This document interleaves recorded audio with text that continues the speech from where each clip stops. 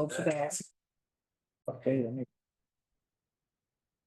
Okay, at this time I will call this workshop meeting of the city of Lavaca City Council to order on this Monday, August 5th, 2024 at 5:31 PM.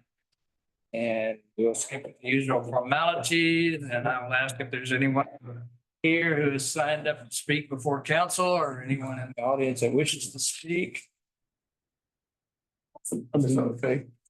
No one but CJ and staff here. Nobody is signed up, so we will move on. Okay, so we can then move to our regular agenda and we'll begin with agenda item number 1. Good place to start. It's always good. Review and discuss amendments to the city of Port Lavaca HR and workplace policy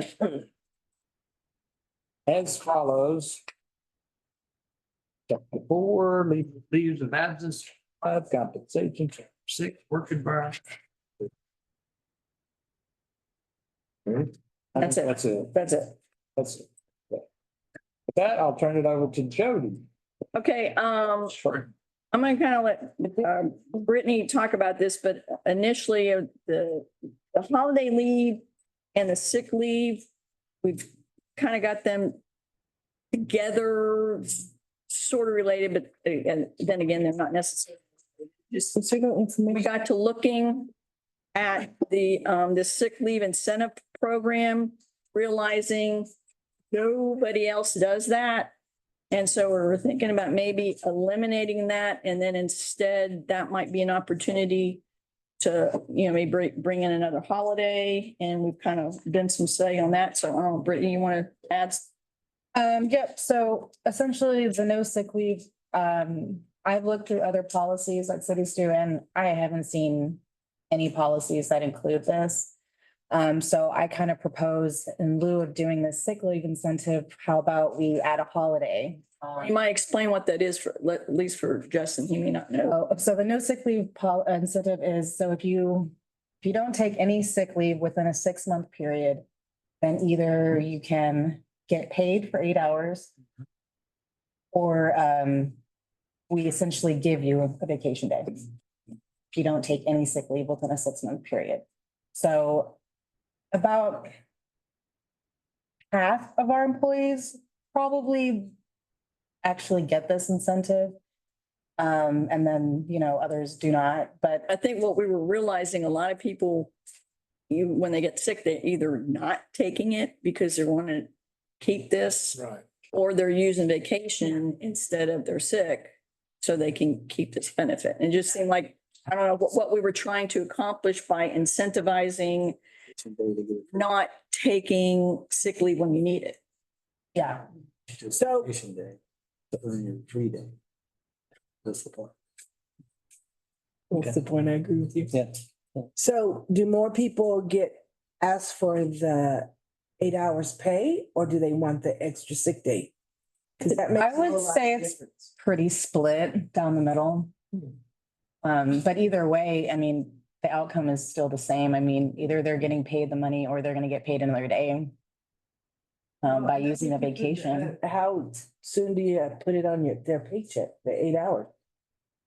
So there's 2 time periods. So essentially it's from October 1st till March 31st. Whoever's doing payroll will run a leave report to see who's taken any or not taking any sick leave. She would then put it into an Excel spreadsheet, dole it out to the department heads, whoever qualified. And then we give them about a month to give those back to us with whether they want to get paid or accrue. And then as soon as she has every single departments, she does the payroll. So it's about a month turnaround. You think this keep people from quitting and going somewhere else? No, Yeah. And I think we budget, what, about 40, or it costs us about 45,000, you said? per year, just based off this last year's of who qualified, it's about $20,000 to $25,000 that we spent. Okay. And we don't budget for this no sick leave. So it is extra. Somebody might be incentivized to work sick, say for instance, you got a cold, and which is contagious. and they might come up and But do they get an extra sick day or extra vacation day? Vacation. Vacation. Get an extra vacation day. So essentially, or they get cash. Right. Sorry. if you work it right, you can get 8 hours overtime. Well, Um, not time and a half, So, time and a half, no. not time and a half, but time. But yeah, I mean, we were just questioning purpose of it and realizing nobody else does. We're on an island of ourselves doing this. And so I just want to bring it up. But do we have to be like everybody else or can? No, we don't. All by ourselves. You don't. It's just, I wasn't sure what we were trying to accomplish. So So it's every 6 months, so really twice a year they can get 8 hours? and you can get it twice. Yeah, that sounds good. Is that one of those, our fringe benefits? yes, Does it? yeah, it's just, Keep, But it's not being used. it's being, You said not- 50%. It's not being used uniformly because not everybody qualifies. You would have to not take sick leave it is complicated. within those 6 month periods. yeah, it's just, I just know there's some people that may have So tendency to work sick, trying to. Trying to qualify for So that. when they write up their vacation pay, can the department head question them? Are you sick or are you taking a vacation? You're getting into some, I used to question, you're getting into some HIPAA issues, I guess, depending on what the illness is. And I mean, I don't like the policy because of the HIPAA implications and you're incentivizing and regarding a sick and somebody might have a disability that where they're more prone to be sick. And so they won't either they don't take it or they can't take it. So they get kind of less shorted, yeah, maybe, because they are a person who has to take sick leave because of their illness or their disability. That's true. So we can, as a Penalizing. remedy. Yeah. As a remedy, are we talking about 8 hours every 6 months or eight hours a year, just like a holiday? Honestly, what we were looking at is considering just doing away with this and instead offer another holiday that would benefit everybody. One holiday. Just one.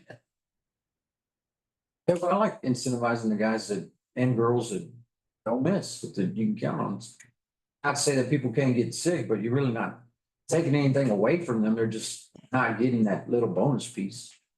Well, how about if somebody breaks their arm and they are required to go to the doctor? And then they don't get the. I know, but I mean, So, I mean, that's just how. Safety. I mean, in addition to, I just have to add, because I used to do this payroll twice a year. I mean, and it does take time for payroll to do this incentive. I mean, but they have to run a report, then they have every 2 weeks. Excel spreadsheets. I mean, and then they have to go through payroll, print out all the checks, and then if they added vacation, they have to go and add the vacation. I mean, it is a process, I will say. But the argument that not everybody can participate because they may break their arm, that works like for the teleworking too, because not every employee will be allowed to work from home. And this does go hand in hand with that telework as well. That's what I'm saying. Yeah, I mean, with That the, argument, you can't. if we implemented a telework, you would not be I eligible know. for the sick leave incentive if we had that. Yeah. Well, but not everybody. Correct. Anyway, I mean, they're in a I job. mean, again, this is a workshop. This is something we identified. We thought we needed to toss in the air and see where everybody thought about it. What about you guys, y'all's shift workers? Did they weigh in on this any? So I have had a few that have taken vacation in order to get this incentive as far as it goes. I'd rather take vacation besides sick. I don't get it. I average probably what 5 to 8 employees that actually get it. And most of them do go for the actual.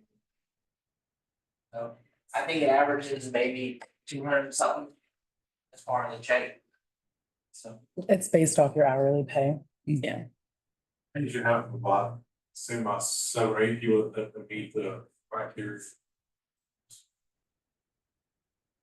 What kind of work does it generate for the managers? Is there like responsibilities or is it just all payroll that it affects the work, the extra work? Let's put it- And it would be up to the managers to essentially let their employees know that they qualified and then that get what they decide to do, whether it be the money or is there vacation. It's basically a sheet, your guys either check this box. Yeah, they sign, circle what they want and an initial that that's what they wanted. Kind of, Yeah. And then turn it all in. you know, in my head, okay, So when they leave the city, do they get paid for vacation time, sick time, or do they not? They don't get paid It just. Vacation. Vacation. just vacation. Not sick. So if they converted the sick to vacation, they would then get paid for that vacation. They terminate, yeah.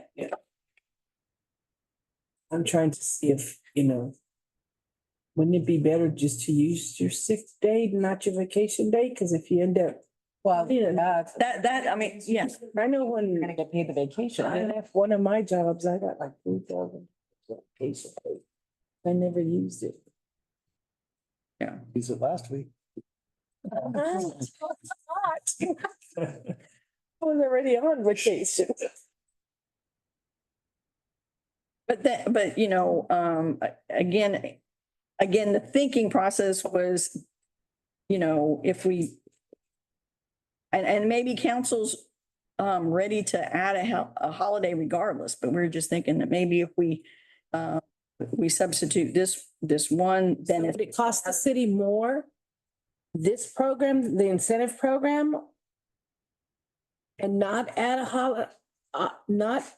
holiday, or would it cost the city more to add the holiday because everybody gets it, whether they don't qualify? I mean, I think if you look at productivity, I mean, with adding a holiday, then you got one less workday, right? And so, I mean, it's not costing us any money, No, because but it does budget for. activity because you've got one less day physically to get your stuff done. But there's no out of pocket expense. No. Directly. We already budget for, I mean, it's included. Yeah, because you're not getting paid extra, whereas this, then there is an extra pay potentially. So if we don't budget for it, where does the money come from? Reserves? It's coming, I mean, it's still coming out of It's still coming out of salary and salary. wages, Yeah, the sick leave, the no sick leave. It is still coming out, but it's technically, it is not budgeted for. It is additional because but I don't think we've ever had you to don't really budget for something when you don't know who's going to be eligible for it. Give an amount set aside. Yeah, that's true. But I don't see it in the budget. No, the last couple of Catch years, everything. budgets have only been a guideline. We put money. and there are Set them aside, but- contingencies in the budget, yeah. To reserves, no, but So about how many hours would you save in finance or accounting if you didn't have to run those numbers like that? What I mean- is the extra burden? I know. Honestly, adding up the whole process, just like into a lump sum, it probably takes about a whole day at the end of it all. Just with So that's one or two people. one person. Okay. It takes about a whole day. And I mean, I guess we can throw in here, the other thing that we're talking about here is, as we were reviewing these policies, currently we do have the birthday holiday, right? But it's only good for what, 2 months?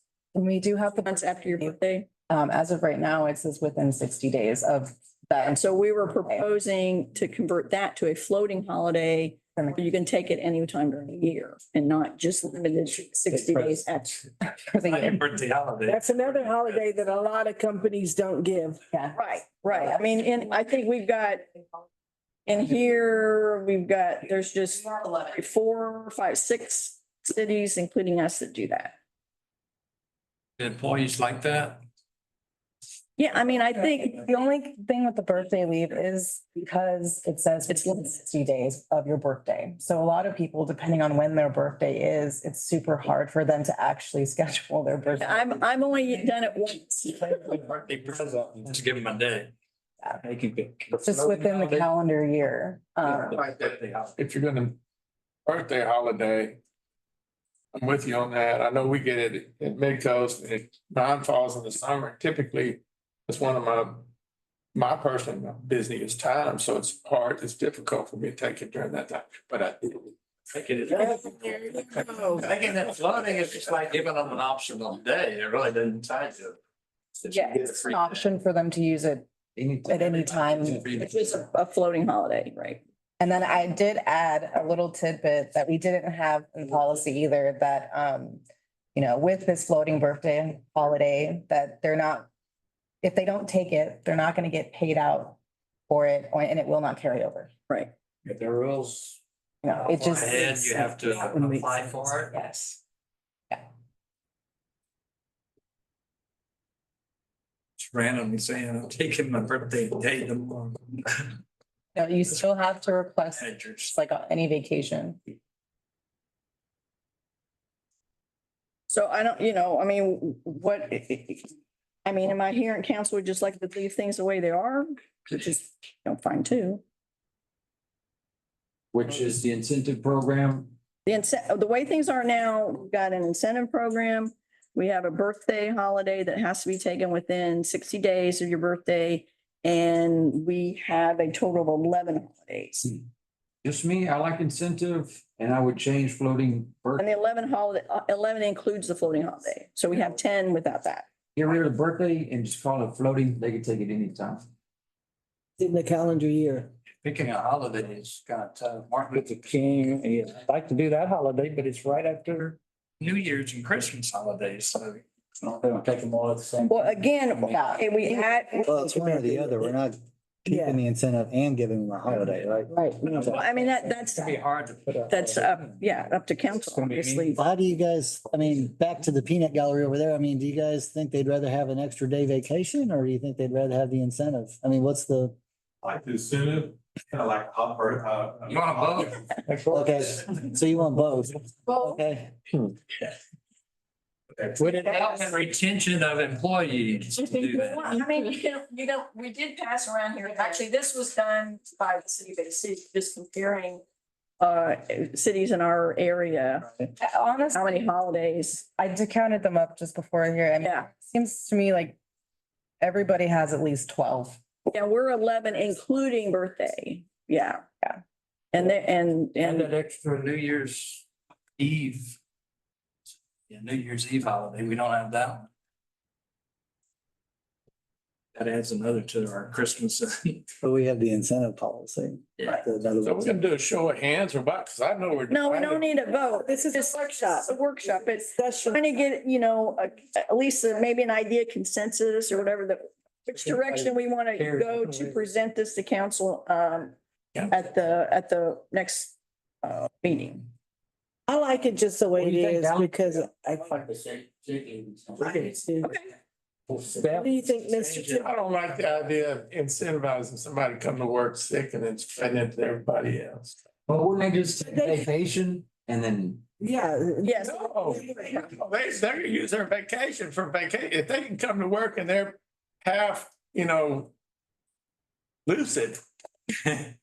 They're gonna come to work or not And then get everybody else. and earn that extra. If they feel. But they may not take the sick leave either. Somebody, I mean, yeah, if somebody is sick, obviously sick, then yes. So Have you guys ever sent anybody home? yes, I have. Colin? Yes. Jim? Jim doesn't have hair. Never sent anybody I know. Send himself home. He's been sick and had to go home a few times. You're sick. That's the only thing I don't like about that is, and I know that in high school, that's one of the complaints teachers have is that student that always gets that award that they've been there they come to school sick. Well, And it's parents send the contagious. sick. to school sick. Well, I know, both parents are working. What are they gonna do? They're gonna send their kid to school. Give them Tylenol in the morning and at 9:30 or on the phone, tell them to come pick them up. I mean, And give them a sleep. So I think I'm hearing a consensus that we'll leave the sick leave incentive as it is. Create a floating holiday. We don't even have to call it a birthday holiday. I don't know. I mean, we don't. Floating holiday. Floating is not a birthday. And then leave, and so we would remain at 11 holidays. Right? that's good. What do you think, Mr. Ward? Well, it just seems to me that if you look at that scale there, they're all pretty much, all within the same range. And I'm not sure that to change something just for the sake of change just seems to me kind of real smart, let's go change it. Just because everybody else is doing it. I don't see any reason to change it. If our department heads and the employees like it as it is, let's leave it alone.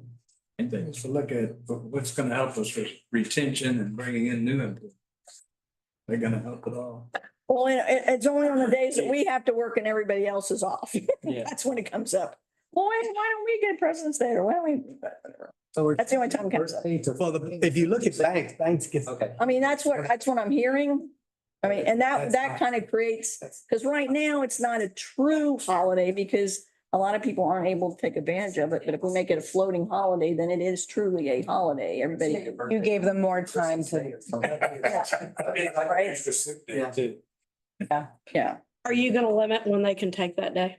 It says per year. Well, it's within the calendar year. No, but like the Friday, you can't take it the Friday after Thanksgiving. You can't take it the, Well, I mean, it's common as well. I mean, I think you have to get pre-approval just like any other holiday. Or, you can't just, or get a pre-approval like any other vacation day or whatever. Can't just. So your whole department's not gone on the Right. same day. And it does not carry over, right? Correct. That's gotta be within it's not carried over. in the calendar year, yeah. Nor will it be paid at the time of separation. Yeah. You use it or you lose it. Okay. I think we've got what we need on that one. Okay. So next is the timekeeping policy. So I didn't change very much from the last meeting that we had in July, except for what is highlighted in red. Which I did take that from the FLSA. In regards to exempt employees. And remember, and this was prompted by the fact that we're using, a timekeeping line system now. So we don't wanted a policy to reflect the actions that the employee needs to take to use that policy, to use that program. And so basically what we put in here on the exempt employees, we just took it verbatim out of The Fair Labor Standards Act.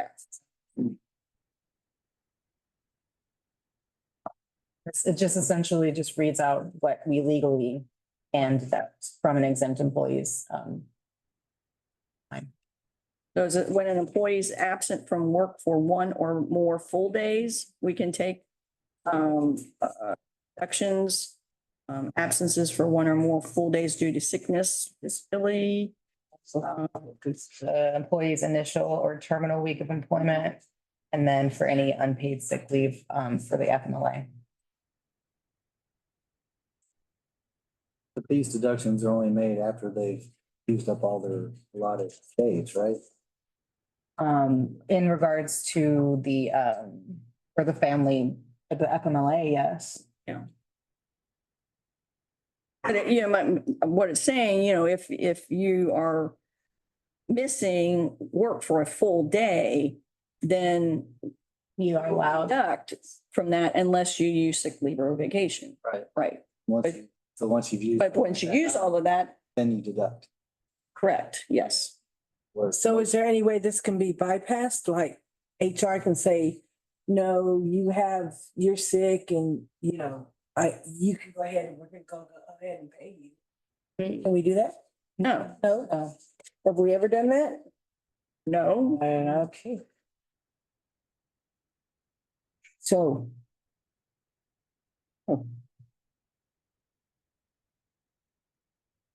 Only time, I mean, I'm trying to rack my brain as to. I mean, there might have been a time that we, There's been like, if someone was out on comp many years ago, it seems like we made up the difference, but I think if it was within that month that they were gonna earn it.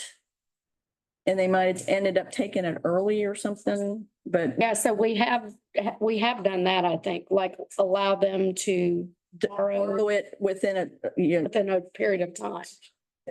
that's the only thing I can think of. Borrow, Like they have it, coming vacation time. or Oh, yes, bookings. okay. basically, I think it was sick, not necessarily vacation, but sick. And do y'all have a bank too, where Yes. people, There is a sick, so that's the other way, if Yes. people donate their time to the bank. the sick leave bank, but there's a lot of requirements associated with that as well. So if somebody donates their sick leave, then are they not? No, you can only We can't donate. donate your vacation time. They can only donate vacation. Yes, you can't donate your sick for that reason, because we want you to have your sick leave available when you're sick. Okay. That's the whole point, right? So we don't have them coming to work sick. Like, well, I gave all my sick leave away. No. I want that.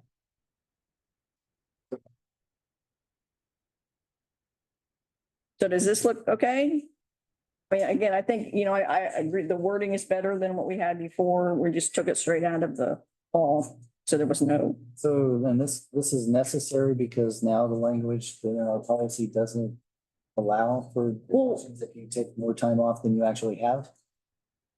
no, I mean, this is just to clarify our timekeeping policy, because we're using this time clock now. It's now exempt employees are tracking. Yes, we're tracking our They're clock, clocking in and then they're clocking out. weren't before. So if they're remote, how do they clock in? Like, if they're at a conference or training? They can either manually add it on the app, or if they have their computer, there is a web clock too. They can clock in physically. So how do we know? It's just an honor system?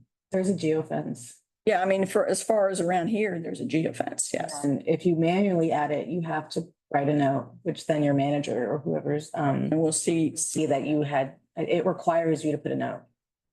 So of some And sort. management has to approve it, I Yes. believe. yeah, you have to write a note for everything. Yeah. Other, If you're, well, you do if you're manually putting that time into your machine. So you log in your vacation time and your. you have to, you have to You have to, apply for the vacation time, and the supervisor has to go and approve it. So like you, that you put in more than 80 hours, but you don't clock in more than 80 hours. the timekeeping system is set up for exempts. She will clock in, clock out. It'll show if she worked 127 hours. But when we Well, import It it, always takes an hour off for lunch, no matter what. yes, every exempt employee, it automatically deducts 1 hour from lunch. But when we import it into the payroll system, the system is set up to where even it knows the exempt employees and it doesn't pay them any overtime or anything like that. It just pays them their salary. Coded that way. Yes. And it's worked out to where, they identify if somebody's gone a full day, Yes. then they're gonna have to have, we look at the whole week. If they've already got their 80 hours or whatever, then that's fine. If they don't, then they're gonna have to use vacation or sick to make that up. So let's say Colin has to drive back in for some reason at night. He didn't clock in because he had whatever, yeah. And he didn't clock in for that payroll. He's been up 24 hours. Joe's at a fire, another 24 hours. They don't clock in. They had other things on their mind. Take it. Do they lose that? The time sheet is not saying that they've worked 80 hours. Colin went home at 3 o'clock because he was so tired he couldn't keep his eyes open. He's not gonna put on it. No, because as managers, at least, we can go in there and go back and I forget what the word. Edit. You can do your time. It doesn't have to be necessarily clock in and clock out. Oh, You can go in there and manually write in your time, yes. and go back and fix that. In fact, I've done it. Yeah, I do that a lot. Found outside, oh, I forgot to clock in. You just get on there and it's really easy to use. You just get in there and put up your times. Right. And then it basically flags that since you didn't actually physically clock in, you get on the app on the wall. So it kind of flags, so it's a special note to, you know. That's where you gotta write your special note. Yeah. Right, what happened? For saying that they had forgotten to clock in, but And like with the hourly people, if they were to do that, then the supervisors are gonna have to, will know that and be able to. And you approve theirs. I approve the department heads and department heads, approve theirs and so on. And, God, there was one other. You approved that. And we're required to report that for the audit. yes, Yes, yes. that was one of the things, the reason I into this was the auditors were asking us for documentation. Auditors ask every year for copies of timesheets from random employees, just for samples, for testing. And, with exempt employees, we couldn't provide them with the timesheet because we weren't doing timesheets. So now we have timesheets that we can provide them so they can do their testing. Now we're able to document what we are working so that if you do in fact take off a full day, but you've already worked 95 hours in that pay period, I'm not going to make you take vacation for that day. That you've already got enough. You don't have to use one of your vacation days because you've already got 95 hours in this pay period. So in that sense, it's kind of comp time, but only within that pay period. You can't extend it on for the next pay period or whatever, but in the pay period. But now we have documentation to show for sure how much we've worked. So it's not just, hearsay that, yeah, well, I worked all this time. I don't need vacation today. Well, I don't have any, previously, we didn't have anything in writing to prove that. So they have up to what is it, a 2-week pay period? Yes. They have up to 2 weeks to go back. Right, we have from Wednesday to the following, no, Thursday to Thursday and then next, yeah. Yeah, it's from Thursday to to Wednesday. Wednesday, yeah. Don't ask me, that's the way it is. Does the geofencing on the app, does that prompt them to put in their time? Because they come within the geofence? I don't know. I don't think so. We have the thing right out here for people to come in to reminds. I don't think we've have a big problem with people forgetting to clock in, except for maybe me. But you go and manually add it. Yes, I do. I haven't heard anybody in that many instances of forgetting to clock in. Not as much as, obviously there are going to be times when people forget to clock in, but it's not an ongoing thing. Where is it described for the hourly, for the non-exempt folks, if they arrive 15 minutes early or 30 minutes early, where does it show that, they don't get extra time or they do get extra time? If they're, do they have to, so they work 8 to 5, and if they clock in at 5 after 8 every day and leave at 5, is that flagged? Or if they clock in at 7:30 every day, do they get paid an extra half hour every day? How?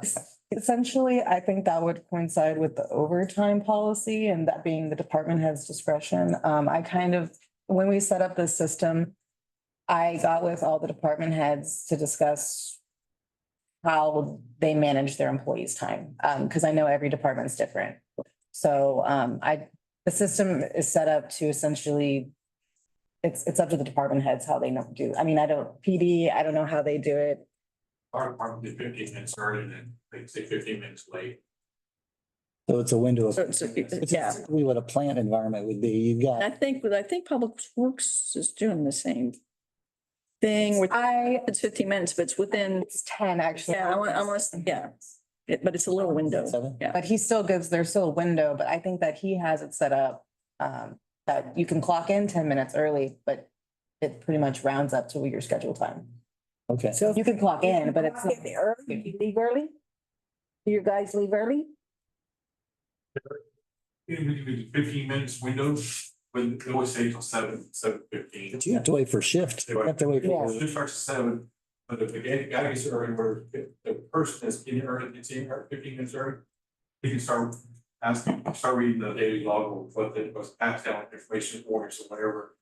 One person is ready to start relieving information, they used to take 15 minutes, they can give the rest of the information what needs to be done. But like with Public Works, I mean, the work day starts at 8, ends at 5. And so, you know, if you're there early, you're just there, you're not really doing anything until everybody's there. So it's They can't clock. normally 8 to 5.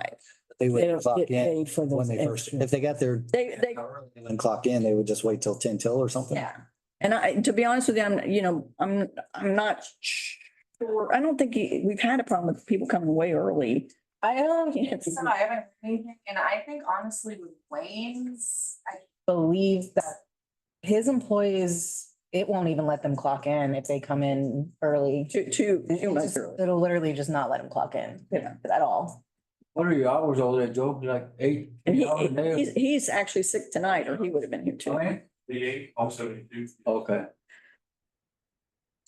So like in accounting and the areas up here, they, Now, here at City Hall, we're clocking in, you know, actual time, but again, that goes back to the department heads looking at it, you know, because we can come a little early and start getting things done, or if we come in late, stay a little late and get it, you know, and there are sometimes that something's going on and we need to stay late to get something done. So that's, you know, as the department heads will look at that and see whether it's justified or not. But usually 5 minutes here or there. So to come in at 8:30 and leave it at 5:30 is okay? Not on a normal basis, no, And the- unless you are set up that way. It will track tardies as well. Yeah, yes. Flag it. Yeah. Based off that person's scheduling. so everybody has a normal schedule. Well, besides fire and But PD. if that's fine, if my guy's supposed to get off the stuff, it was built into the system, right? You have your So if schedule. a guy said have a wreck at 6:30, they need on wreck to golf for an hour and a half. It'll let me know where this person's on clock a little longer than you're supposed to have got off at 7:15.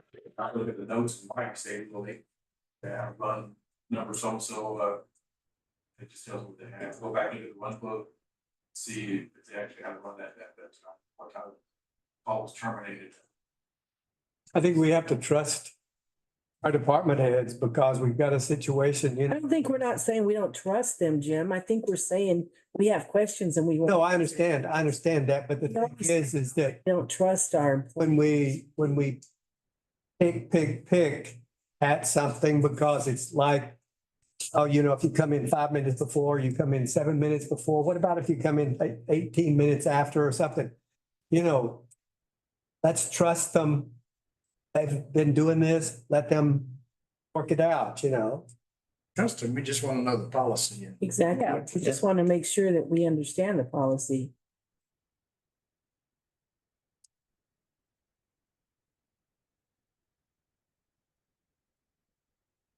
Okay, let's go on. And so then the next one would be the telework policy. So we don't have anything in our policy as of right now for any sort of working from home or anything. So I essentially just kind of came up with this policy, and it's really more meant, in my opinion, for situational telework, it's not for like, that's your set schedule or anything. Yeah, no, it's just for, you know, special circumstances. Like hurricanes, something? Yes, a disaster, you know, special projects. Pleasure projects. Business travel. I mean, when we travel, technically that's teleworking as well, because we're not in the office. Yeah. Just situational. Have access to our computer system. We do. With the special, yeah. Splash top. Mhm. So it's like you log on to your computer, just like you were here. Yeah. Yes. Yeah, essentially, you have to, there's multi-factor authentications whenever you log on to it. You log on to it, you have to have a special password. And then it makes you have a Google Authenticator number. Then you're adding that in, and then you log in again. So it's secure. I mean, Yeah. there's multi-factor authentication. And then, Approval of the department. yes. Yes. Yeah. It has to be mutually beneficial. Yes. Something, you know, we as the department headers in the city find that there's a need for, and the employee is willing to do it. Yes. And I think that it's not only just for, you know, employees who aren't department heads. I mean, I think even having this policy that department heads should also sign this agreement, you know, because they work from home. Yeah. I mean, as a department head, that's sometimes that you just have to do. Or when you're traveling. How do they clock in? When you're logging on, it's essentially like you're literally at your computer. So, you can use the web clock. Or you can still use your phone and just manually add it as well. from You home. want to talk about the couple circumstances where you've granted it, Yeah, a special I circum. mean, for example, you know, when we were doing the audit this year, we were on a tight deadline. We, you know, needed to get it out, and get it done, get it to council. So we had, strict deadlines with that we had to meet. And so, Brittany and Rayanne on a couple occasions worked from home in order to be able to get that accomplished. Because then there's a couple times where you weren't gonna be able to come in because your daughter was sick and there was no reason you weren't sick. You could, you know, there wasn't any way to someone else to watch her. And so you were gonna be at home, but you have Splash Top and you're able to get on and just work as though you were here. It's just physically, you're not. So this paragraph implies that it's pre-scheduled. But what you're saying is you can wake up one morning and say, I'm not Well, coming. I mean, she would So I would let me know. I would essentially, you know, for that instance, you know, I would text Jody, my supervisor, and tell her, you know, I cannot come into work today for whatever that situation, but I'm going to be at home working and, And again, if there's nothing pressing and then I just. and say, okay, well, she's homesick, you know, no big deal, but yeah, I've still got, you know, 8 hours of this thing is due tomorrow. I can't get in there and work. So I got a choice. We're gonna be late with penalties or whatever, or yes, please work from home, you know, get. She has a screaming baby at home because the baby doesn't feel good and running fever, throwing up all over her. Well, it depends on the. Wait. Rayanne's been holding, I mean, not Rayanne, excuse me, Brittany. thank you. Brittany's been holding her and you had screaming babies. I've had screaming babies. You know, most of us here have had screaming babies. You know, she can't work 8 hours. So do you deduct her those 8 hours? I didn't want work the 8 hours. I only worked the hours. An hour and a half. It was because about that's- maybe a couple hours or a few hours. Yeah, that's what I mean. And it's mutually, It is, But then does she get, do you use your sick When I leave? use paid or I use my sister or my baby. yes. I know it went around the whole world, but basically, because you know, when you have a sick child. You're not gonna. No, I know, I can't do it. I'm saying. Do it. But again, but the point, right, the point is there needs to be a mechanism for when she is able to work. And she is willing to work and I need her to work, then I can pay her to work. So what about the people that are in customer service? How does this affect our customer service? Because the city is a customer service business. And there are some positions that this will not be eligible for. And it'd be beneficial for the city to do it. I mean, but Not beneficial, so that's the verbiage needs to be in there, mutually beneficial. And it is. I mean, it's And both it has to be plainly stated because some positions, it'll never be beneficial. correct. I mean, there's just no way. in question, how will this, affect the customer service? And I did include in this policy, you know, that certain employees will not qualify for this because they are in customer service. Right. Or in the field. I mean, none of your public works people are Yeah, gonna really qualify. no.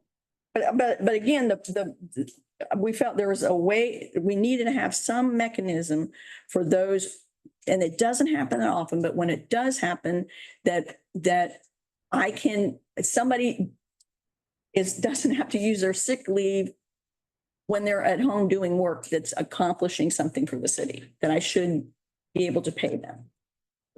That's different than what this says. This says informal, short-term teleworking arrangements may be approved for circumstances such as inclement weather, projects, business travel, or employees on family leave act. I mean, it's just, So this is a scheduled teleworking pre-arrangement. It's not a random, I'm not coming to work today. I think I'll work from home. They're two different things. My other note was short-term teleworking, And define short-term.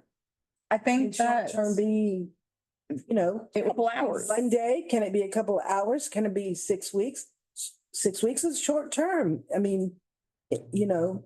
Well, okay, we can, I mean, if it gets to a certain point, then it's It's long-term. I mean, I think it needs to be more defined, and that's what I put here. So back to the folks in the back there. So I mean, so this only affects like 5% of our employees. How about the other 95%? I mean, how do they feel that some people can work from home and majority can't? I mean, is that something to worry about? I mean, I know my guys pretty much know that it's definitely not now. Yeah. It's not gonna happen. right. How do they feel? That doesn't mean that they're not grumbling or they're going, no, that's really a good benefit for those people in the office that can do that. They understand, as far as our guys, they understand that, you know, that's not part of their equation. Depends on one of y'all. Their jobs. They know that they're not gonna be able to answer calls from their home. They physically need to be here. Well, I mean, and to customer service, And so what? there are some things that we can do remotely now with modern technology that we can go ahead and issue a permit, whatever, right then, and they don't have to come back tomorrow because somebody's sick. No, we can do it today. And that is mutually beneficial to Yeah. the public, because I mean, But I think, so how many times have you used the teleworking policy? Maybe it doesn't exist. I know, No, but informally, you've used some kind of approval like that 2 or 3 times. yeah, there's been, it was it's audit season. So 2 or 3 times. It's audit season and audit it's. season and budget season for the most. So 2 or 3 times. And I think if it was like widely used, there probably would be. And I think there's been a couple times when others were, the whole department, the permit department was sick. And Sarah can do it from home. And so she's been able to issue permits from home to people. And that will be a moot point very shortly because we're moving to a totally online permit system where people will be able to do it themselves. And so we're not going to have to, you know, be issuing permits in that sense. They'll be able to do a lot of their stuff online by themselves without. I also think it can be real sticky when you're talking about exempt versus non-exempt. So exempt, this is really not a big deal. We work all the time anyway. Because you're working all the time anyway. But non-exempt, Yes. they're performing services, you really need to find a way to pay those people. Right. Because they're not supposed to be, and they do, and it comes up before FLSA board. That is a big problem. Yes. Because you've allowed it. Well, yeah, so, I mean, it's a little disturbing that we don't have a policy. We've been allowing it to happen. And so we're creating a policy to take care of stuff that we have been doing that I don't particularly like that. So, Mainly with exempt employees though, so it really didn't. And I mean, non-exempt employees. with, yeah. Yeah. And it's, but again, we're trying to get Fix it that. taken care of, but I mean, again, what we were dealing with was, deadlines and, possibly, you know, again, the audit, I was very concerned about this year because if we missed it, then we were missing an entire year's worth of window with the, Texas Water Development Board. So it was very important that we were not late this year. And the current policy has wording in there where if you have a special circumstance, you can set that up. So I guess I'm curious, Well, and you know, but I mean, we weren't really. I mean, but I think that was for like the paperwork involved. I think you're talking about changing your schedules to, The flex schedule. Well, there was a flex schedule, so if you needed to work from home, say it's audit and you have to work from home for 3 days or whatever. I mean, the flex. usually it's not, it's only like a day or so. I mean, it's Yeah, I'm just. It's all up in the air because, I mean, we don't know what's gonna happen, you know, I mean, everybody in this building has kids too, and so All have kids, so, I mean. Well, and I know we're just trying to be, I think the question is like, standing with young families and, yeah. yeah, but we've all been there. And the questions I'm asking are just questions like, if I was to read this, that popped out at me, you know, why? It's not necessarily that I'm not trusting, you know, that I want to know. So if we go in here and put some more definition, and again, we're not the only ones doing this. I know, you know, Bay City's trying to, I mean, essentially doing the same thing. That's this policy. I have to apologize, but I have to go to the Point Comfort City Council. So we can put some more detail into the definitions of temporary and short term. Maybe put some examples. Well, I don't think examples were necessary because if you put examples, something else is gonna come up and they're like, "Oh, it's not in here, you know. I don't think that's necessary, but you know. So I guess in the very last statement under G3, if an employee is able to telework and is needing to use sick or vacation time.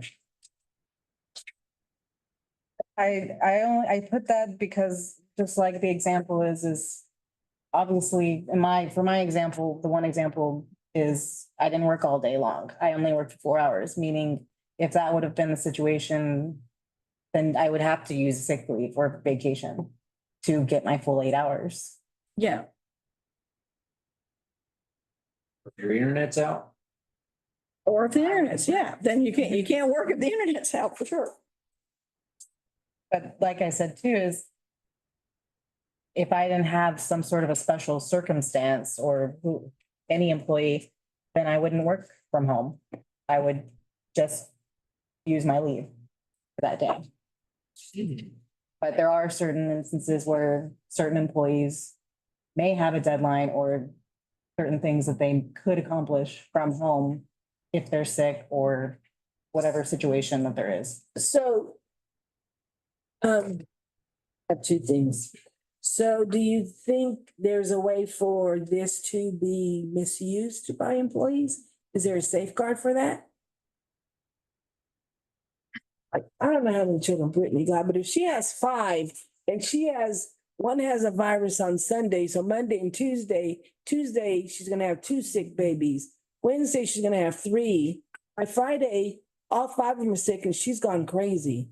And we've all been there. So, I mean, you know, or she I goes, think, oh, next week, you know, she took off another day because she said her baby was sick. She had one sick the week before. Is there any safeguards in here so that will not happen? I would prefer to see the department head responsibilities and as a department head, they're letting this employee. We need to be in communication. So they need to have some trust in their employee, and obviously I would say too, And the department head has to, there has to be some sort of status updates. Yeah.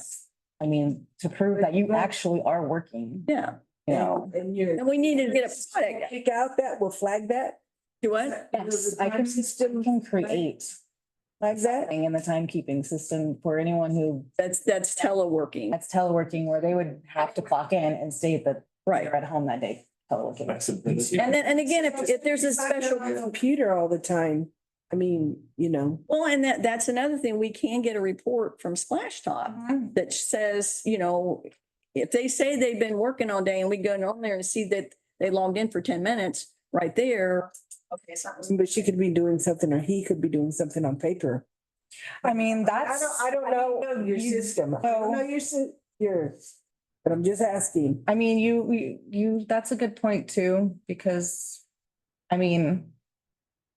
There's some stuff. there is some stuff, because I know when COVID hit, there was certain things, you know, that. Can we get a copy of the HR policies for this from down? For both of them have revamped their policies since Okay, I COVID. mean, we haven't They had checked a with lot of industry, we're people looking at cities. outside the plan. Mm. They've had to revamp their policy and they've covered a lot of the stuff that we're asking. And they might give us some tips on Okay. what we need to put in. The other thing I have written down is confidentiality. Any of this paperwork, anything you're working on, we breach a confidentiality policy? I mean, we're not, The only I mean, I that I would say well, I mean, because as a city, I mean, all of our records are open. open records, but So- still. I mean, the only thing that would be HR, and HR is not, that's not something that would be done from remote work. But then also, I mean, going back to the department head responsibilities, I mean, I put in here that, it is up to the department head or supervisor to decide what that person is eligible to do at home. So there's, Yeah. it's where, no, you can't take that home. And again, remember, I mean, you're logging into your computer just as though you're sitting. It's just modern times. It's, we're not physically sitting here, but I might be in my house, but I'm on my computer that's sitting here in my office. I'm physically there. If somebody were to walk in and sit at my desk, they'd see my mouse going down, doing all sorts. Well, and yeah, that's true too. I mean, for that department head, or, I mean, she can go into my office. Yeah, and just see, I could see, is she doing anything, right? She's just physically, so I guess to answer your question, there are some safeguards. I mean, there are ways to spot check, just make sure that somebody's doing what they say they're doing.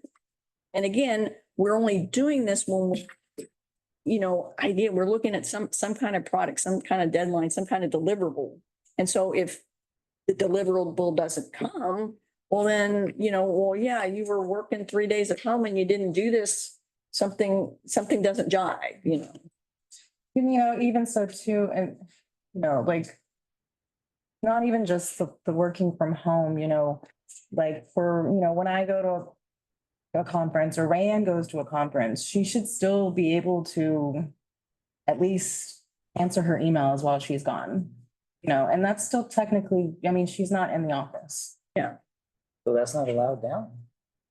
Well, I mean, But it's still technically teleworking. I mean, you're getting paid your 40 hours. yeah, but we're talking about the splash top to be able to get on your computer.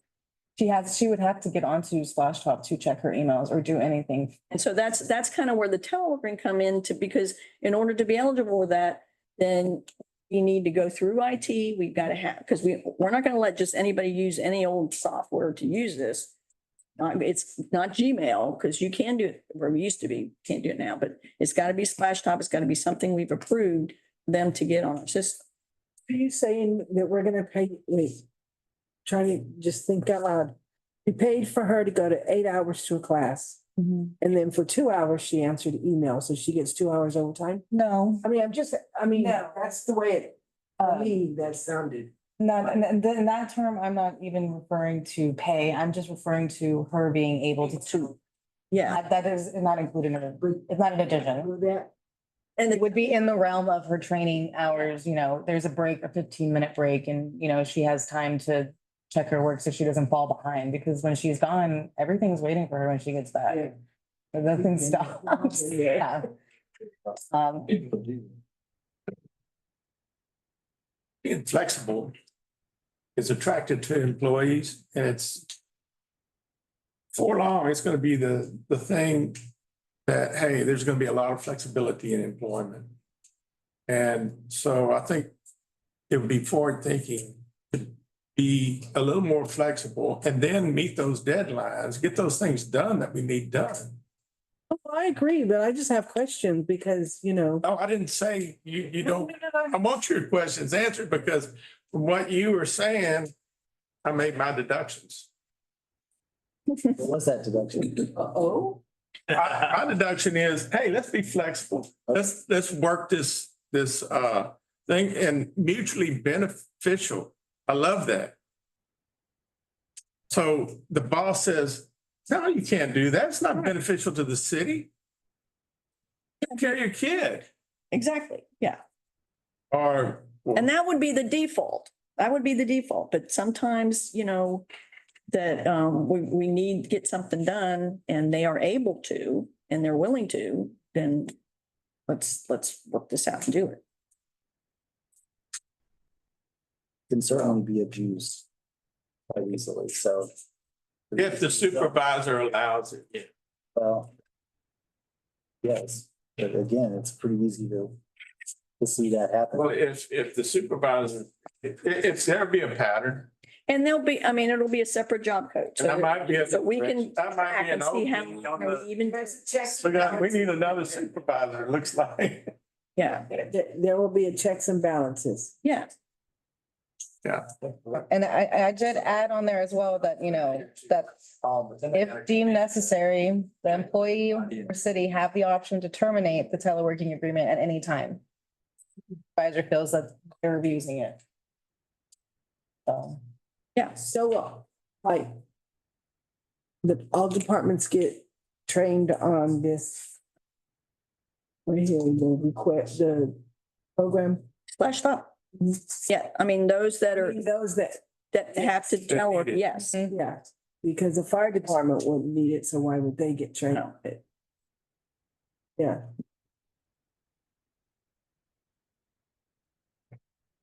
So we're gonna get some policies from Dow and promote it. And Yeah, I will, yeah, we had looked at other cities, but we hadn't looked at any industry, so we'll take a look at those. It's a good recommendation, Mayor. It was. I've had to review it a few times I can't remember the details, but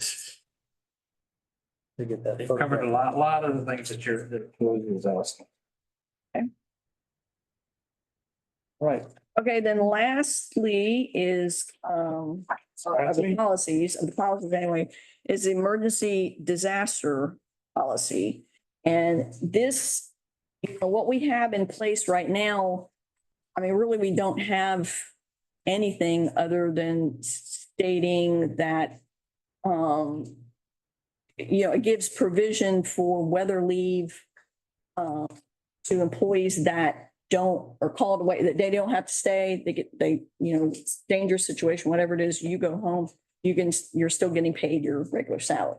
We don't really address anything about those that have to stay here and work, you know?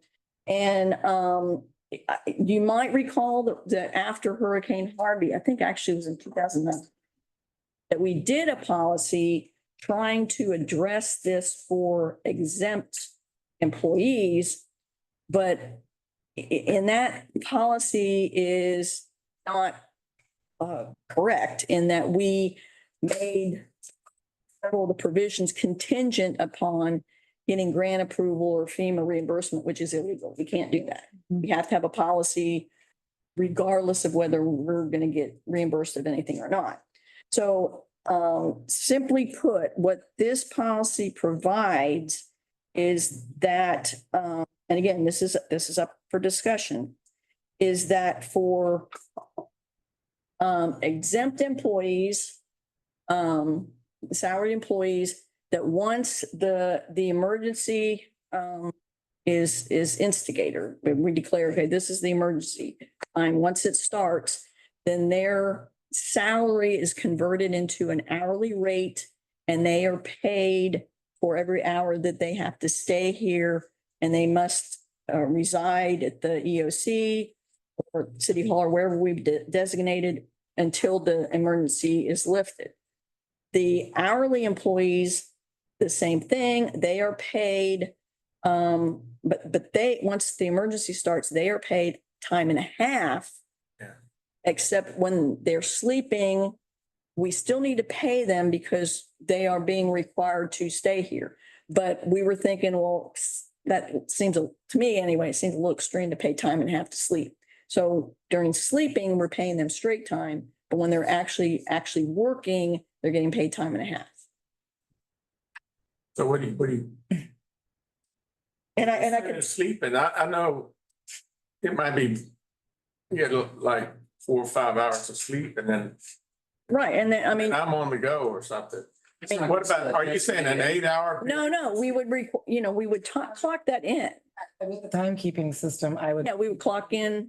I mean, they would clock in under their emergency code, and then we would probably make an emergency sleep code. Yeah.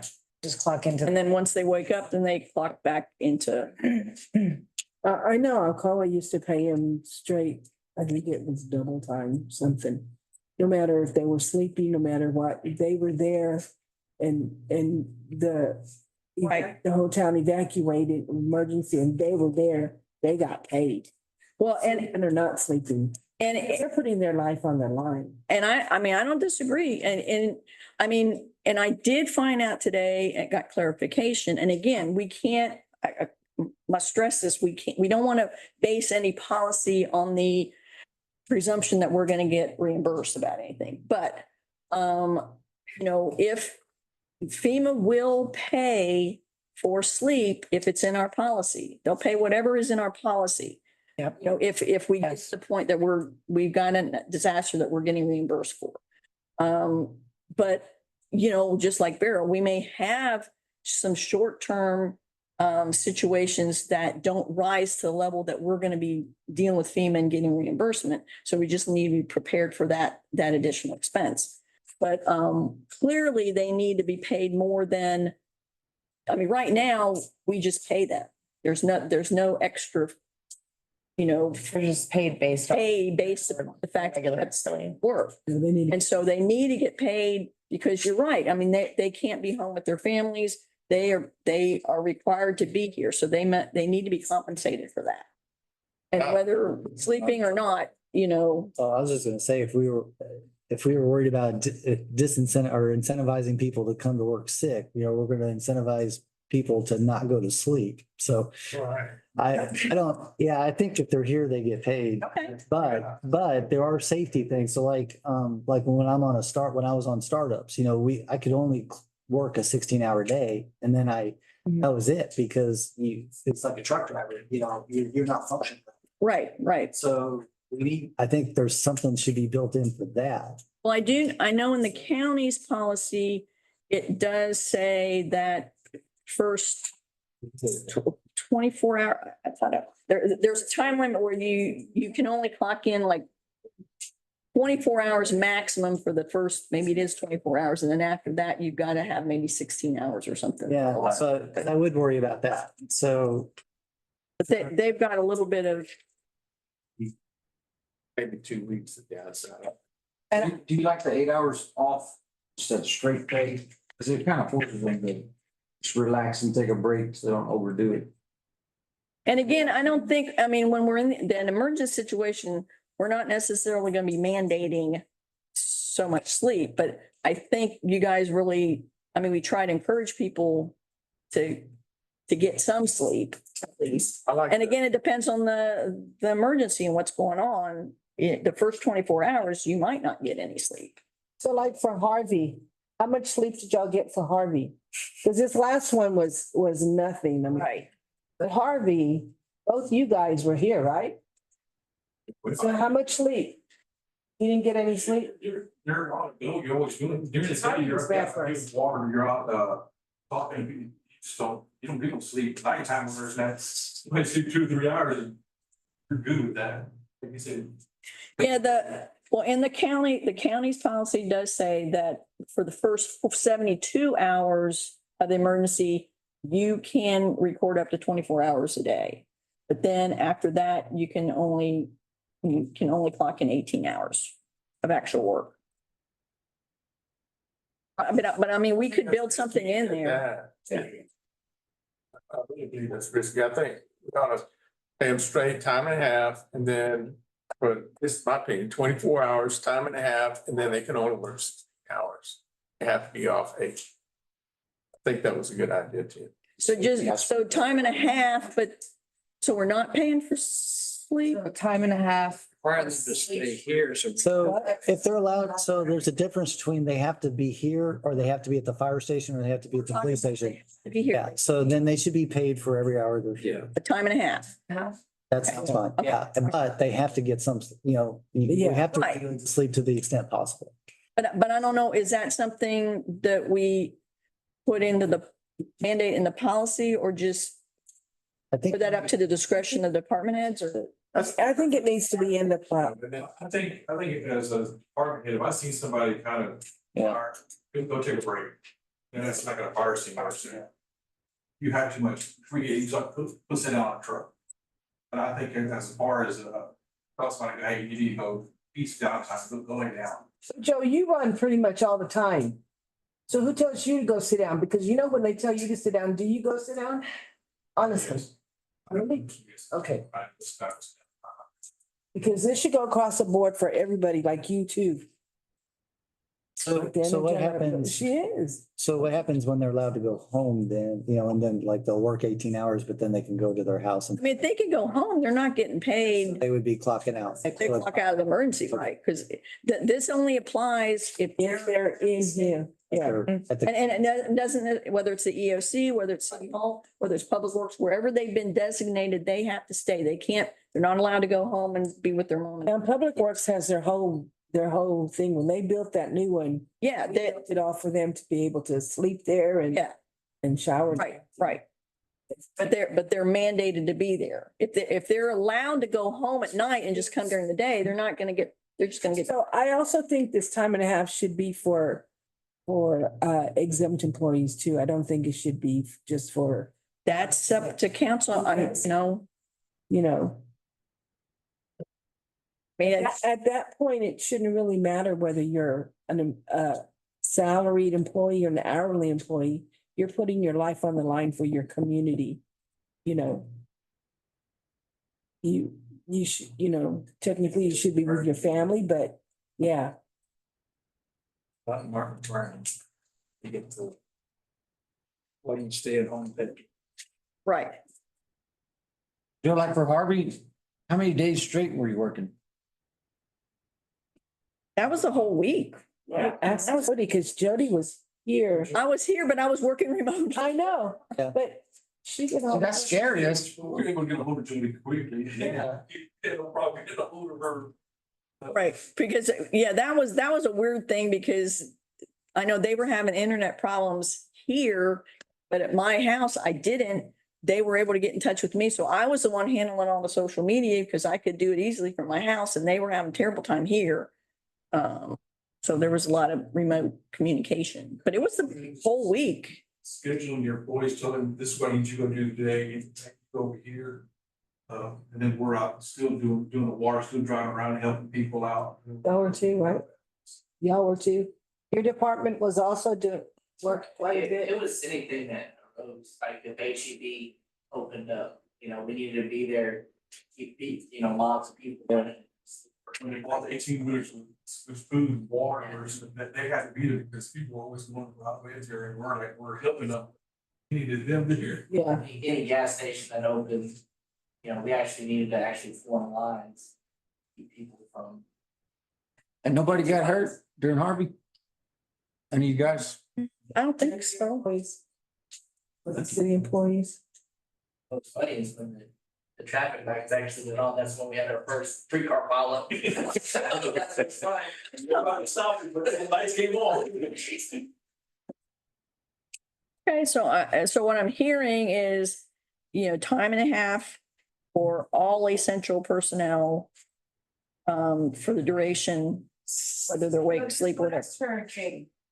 How did we pay those people that worked? We paid by the policy that we had, which they got paid their regular time. Unless. And if they kicked it in overtime, then they got paid overtime, and we did pay them for sleep and we paid them to be Does here. that include you guys? In the exam? Was it declared an I guess we did declare an It was emergency. declared an emergency. Yeah.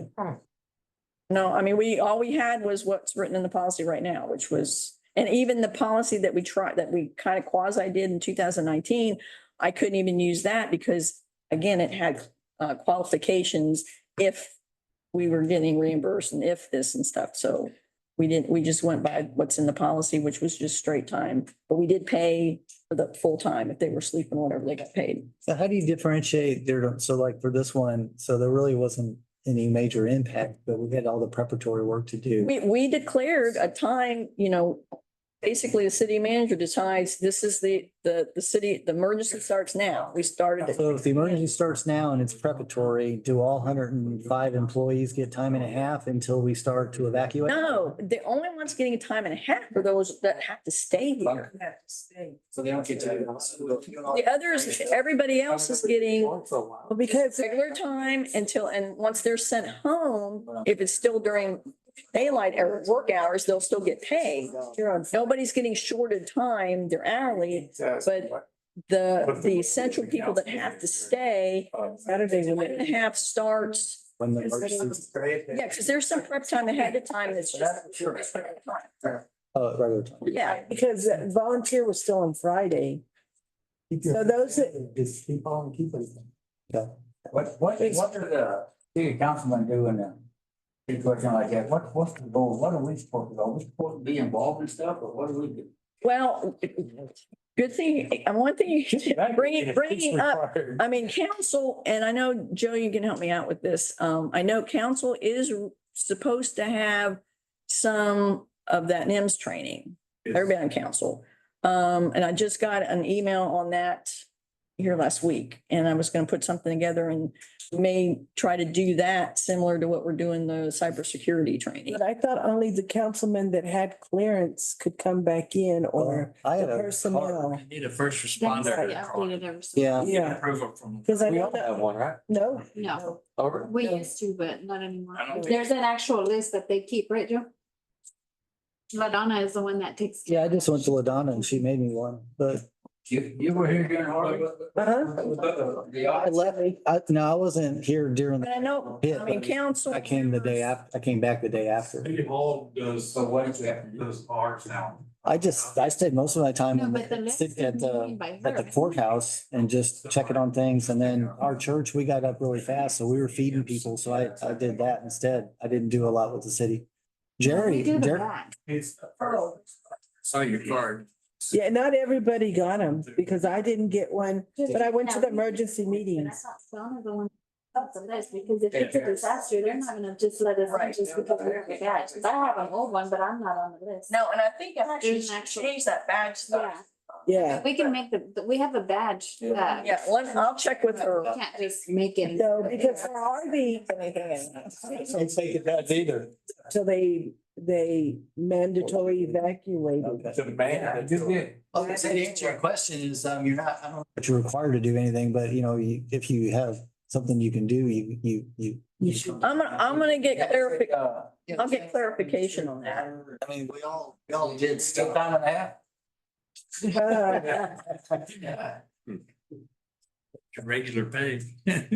Regular pay. But yeah, I will get clarification on that, because in fact, I just got an email last week with some upcoming training that, and there was a requirement of some of the courses that council members are supposed to take. Oh, my gosh. And I know I've taken the minimum, but if there's a couple more, I think that I'm supposed to try to take, but I've taken the minimum that's required. And I think in Brittany, you did, I have the basic, the 100.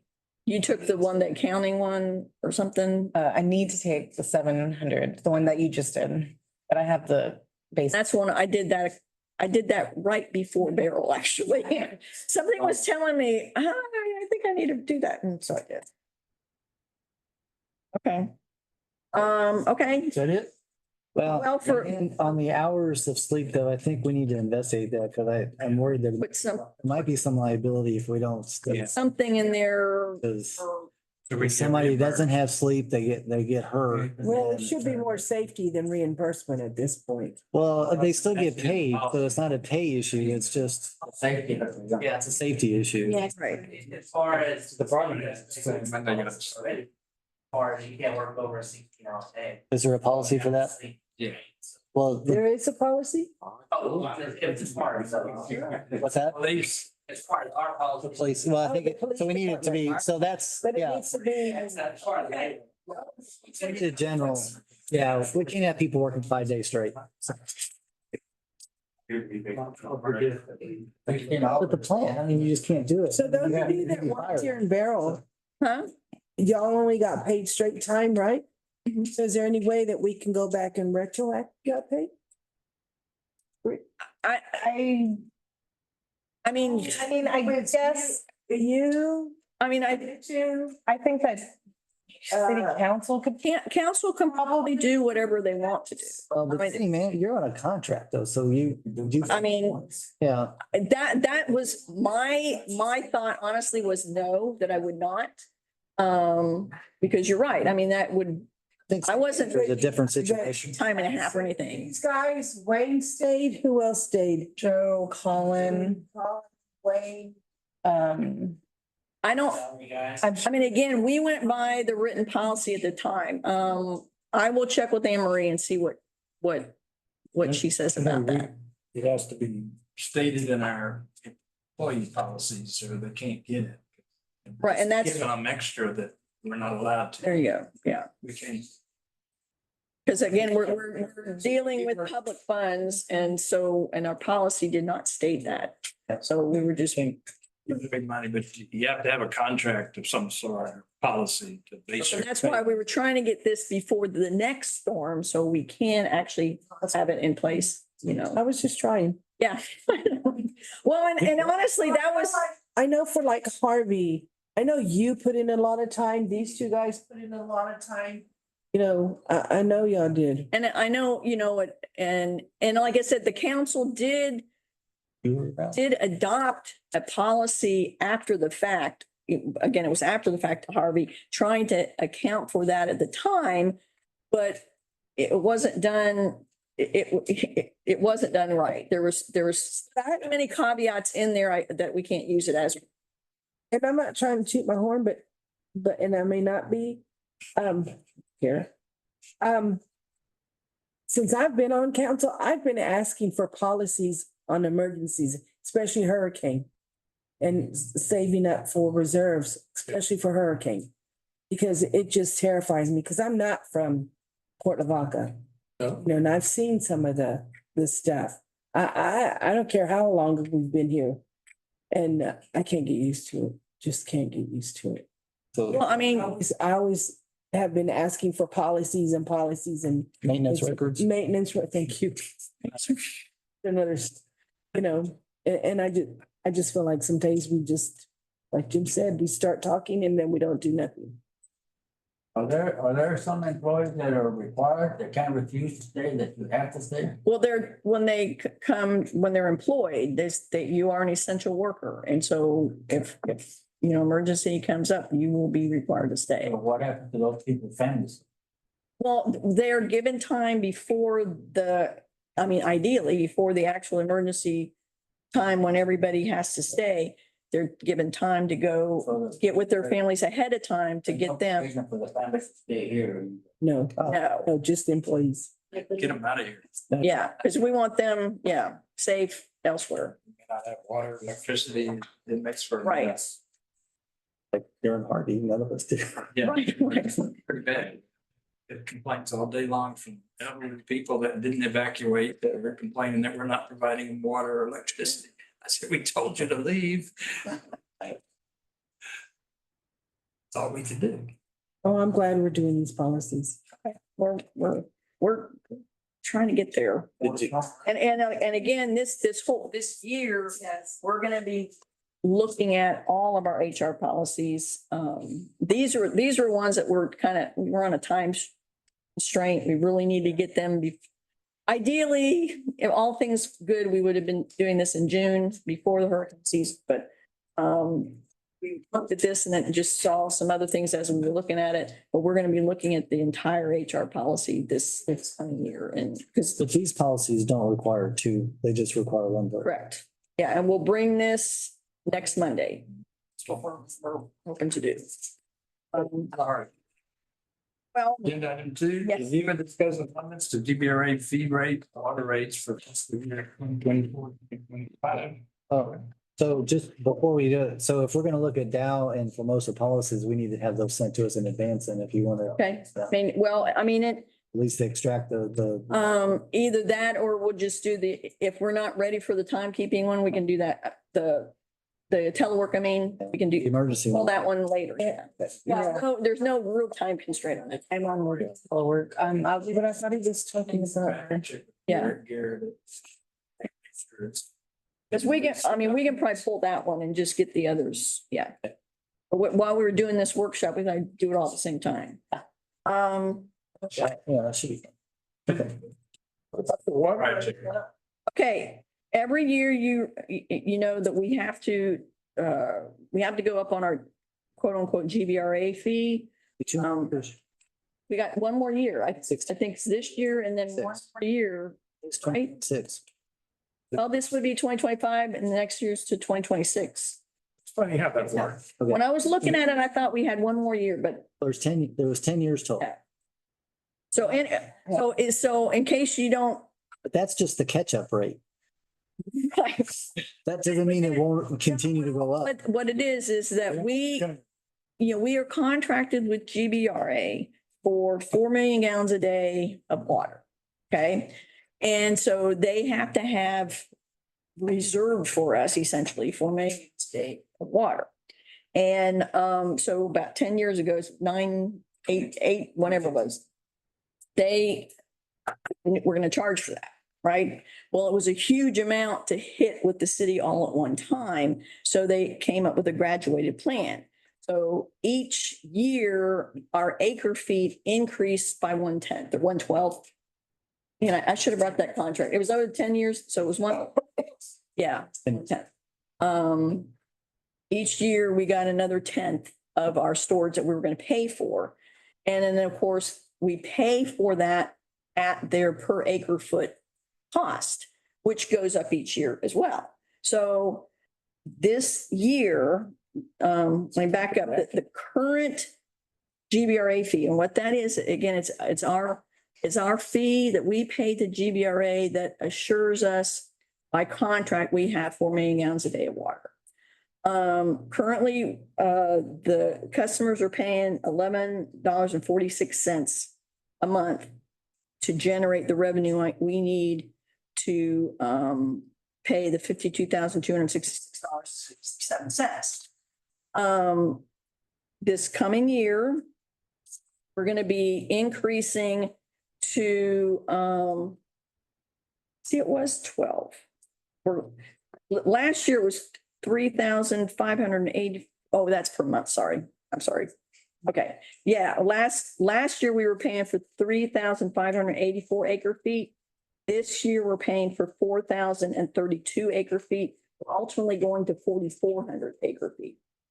But last year we were paying $175 per acre foot. This year we're going to be paying $184 per acre foot. So whereas the total fee last year was $52,266.67. This coming year, it's going to be $61,824. Okay. So how we have historically done this, and I'm not necessarily recommending doing anything different. I was just going to show you some options, but how we have historically done this is we equally distribute that cost among all our ratepayers. So right now we have about 4,530 ratepayers. So we divide that total sum by that amount and divide by 12, and we come up with $13.65 per customer per month. So that would be an increase from $11.46 to $13.65. You've heard me mention before that when we do our rate study, that we will probably be changing the way that we bill for water. If we look at nearly all of the other cities in a region, and well, everywhere really, the predominant way of billing for water is to bill based upon the meter size, not whether you're residential or commercial. That really doesn't, in reality, have much to do with the demand you put on the system. It has more to do with your meter size.